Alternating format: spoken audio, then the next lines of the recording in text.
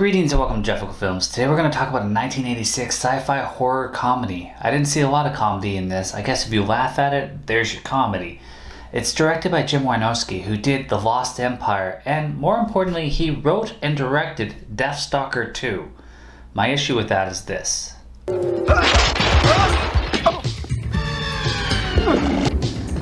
I'll have my revenge, and Deathstalker 2.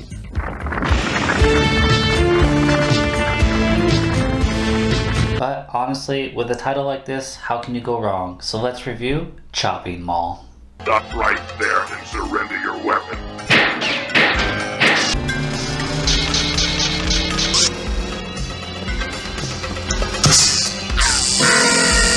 This movie starts out with a break-in, and the guy is dealing with robot security, and he shoots at it, but to no effect. Then he gets tased, and we learn that this is a video presentation of the mall telling all the employees and all the people that own their shops there that this is what's happening from midnight till dawn. You're going to have a Protector 101 patrolling the mall to neutralize any threats. Don't forget your ID badge, because you're going to get fucked up. You get a lot of shots of the mall and the complete chaos that the malls were in the 80s. They're still chaotic, but it seems like they were worse back then.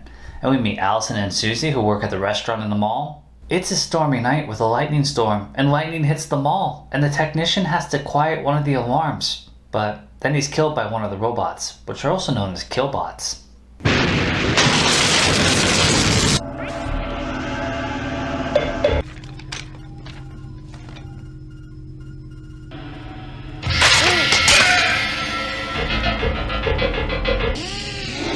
Sounds like there's going to be a pretty big party tonight, and we meet Rick and Linda Stanton, Karrie Emerson from Evils of the Night. They're going to the party, and we learn the mall's closing in 20 minutes, and we meet Michael and Leslie, who are making out when her dad walks in. Awkward. You horny bastard. Can't you wait? No, I can't. What can't you wait for, Michael? We're running around establishing characters. I'm not too sure why the mall has a woman's locker room, but I'm also not complaining. So what do you say? You said go out and have a good time. Oh, all right. That is bitchin'. Boy, I wish I had it that easy. Okay, and just so long as I don't have to look at any more pizza. Oh, you won't, I promise. Another tech shows up, but Marty's gone. I guess the robots know how to dispose of a body. They're pretty clever. And they kill that guy too.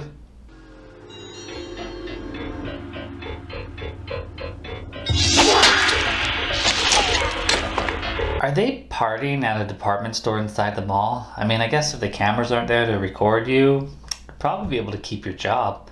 They seem to be at the hookup stage, and hello, Barbara Crampton. Hi. Oh, hello. The Protectors are patrolling the mall, and Ferdy and Allison are our innocent first date type couple. And oh look, it's Dick Miller from that DS9 two-parter. Looks like he's mopping the floors here, and the Protectors aren't very nice. You clumsy son of a bitch! Do not make any sudden moves. Sudden move, I'll give you a sudden move upside your head. Mike's trying to go all the way with Leslie, but she wants a cigarette, so she sends him out into the mall. It's not looking good. He takes a little too long, and he runs into a Protector, and his ID badge ain't doing shit for him. Here. Flatu, Barada, Nictu, okay? And she goes looking, and we get some solid directing and camera work.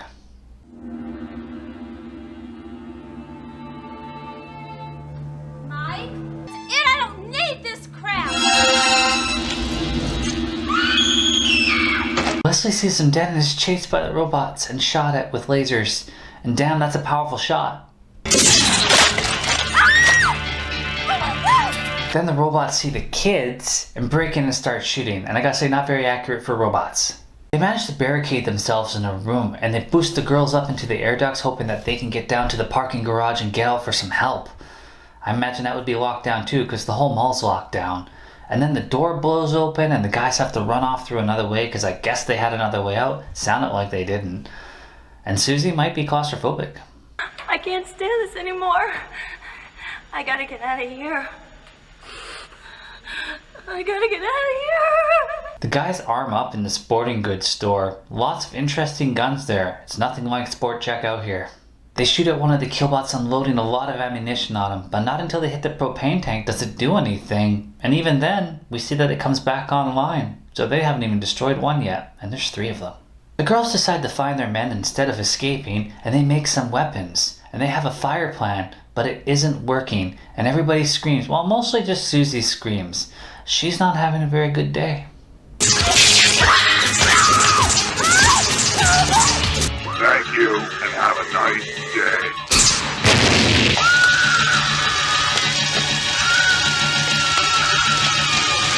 The guys show up and we're on the run again, but they manage to lure one of the protectors into the elevator and then shoot a propane tank, sending it into a free fall, maybe destroying it.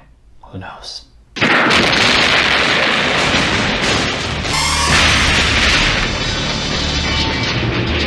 We learn that Allison's dad was a Marine, which explains why she was a crack shot, and Linda does some odd calculations about how much money they're going to owe the mall. I'm thinking you could just sue them all for, I don't know, having killer robots killing everybody.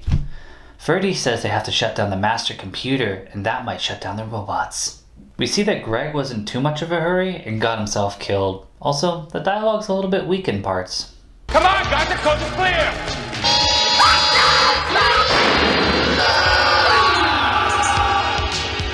Thank you.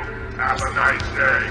The group sets up a trap with a bunch of mannequins to fool the robots because they won't be able to detect the different life signs. And then they've also got mirrors there, so when the robots are shooting their lasers, one of them reflects off and shoots the robot, electrocuting itself.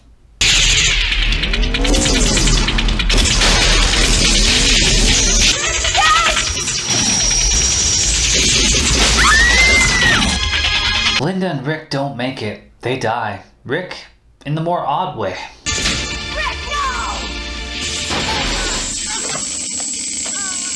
Just Ferdy and Allison left, and one Killbot. And then we get a cable jump scare. Random junk behind a door jump scare. And the Killbots killed everyone it snuck up on until now. It fails to do that with Allison. And then a point blank shot from Ferdy seems to mess up its laser functions, but it doesn't save him. Laser malfunction. Laser malfunction. Stop right there. Thank you. Have a nice day. Now it's all up to our final girl who goes into the pet store, and oh god, you do not let those animals free so they can be random distraction targets. She ends up breaking a case and the robot heads in there and she has to lie quietly as snakes and tarantulas crawl over her. I like how they just decide to go straight at her. And then, just when you think she's safe, we get a random cat scare that makes her scream.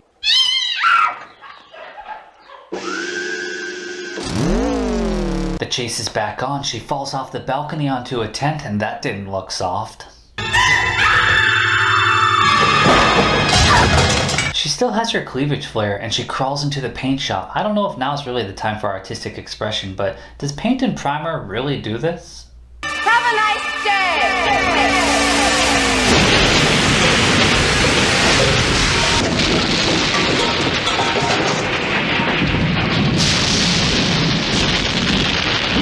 Cause maybe they shouldn't be stored together then. We see Ferdy only bled a lot from his head and that he's still alive. The end. Well, what was the legal fallout here? Hey!